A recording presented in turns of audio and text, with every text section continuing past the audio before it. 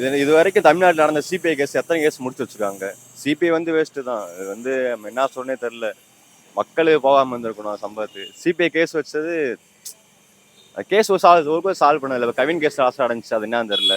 இது அப்படிதான் சும்மா ஒரு வாரத்தில் அப்படியே முடிஞ்சிடும். சிபிஐ அந்த அளவுக்குலாம் இது இல்லை. இது வெறும் திசை திருப்பதாக தான் பார்க்குறீங்களா? கண்டிப்பாக திசை திருப்பாக தான் இருக்கும். இது எப்படி சொல்கிறது, சிபிஐ வந்து இது மாதிரி எத்தனை கேஸை முடிச்சிருக்காங்க, ஒரு கேஸுக்கும் முடிச்சது கிடையாது.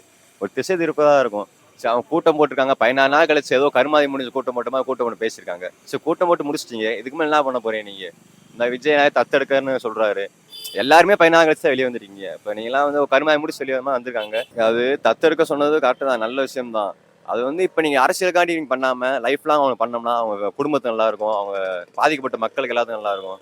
அந்த மாதிரி பண்ணால் போதும். எல்லா கட்சி மாதிரி அரசியலுக்காண்டி இப்போ எலெக்ஷனுக்காண்டி இப்படி சொல்லிட்டு லாஸ்ட்டில் அப்படியே அவங்கள பாதியிலே விட்டு போனால் அது ரொம்ப இது மக்கள் வன்மையாக கண்டிப்பான்.